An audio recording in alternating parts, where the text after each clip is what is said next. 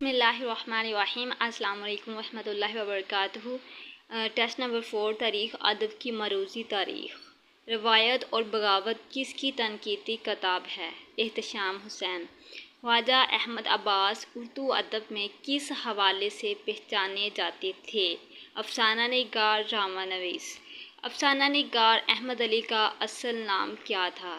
سید احمد علی۔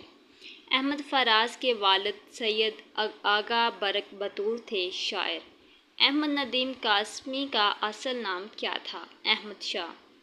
احمد ندیم قاسمی نے ادبی مجلہ فنون کب جاری کیا؟ 1963 کو۔ احمد ندیم قاسمی کی تصنیف دھڑکنیں کا تعلق کس صنف سے ہے؟ قطعات۔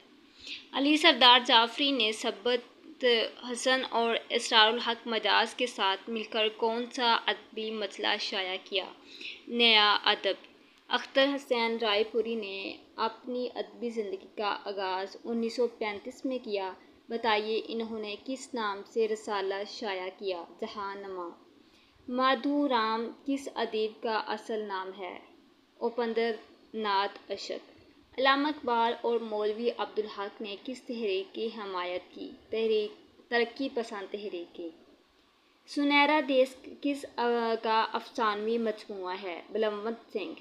انجمن ترقی پسند مصنفین کے رکن ظہور نظر کا قیام کہاں تھا؟ بہاولپور۔ ظہیر کاشمیری کا اصل نام کیا تھا؟ غلام دستگیر۔ عزیز احمد کی کتاب نسل اور سلطنت کا تعلق کس صنف سے ہے؟ تاریخ۔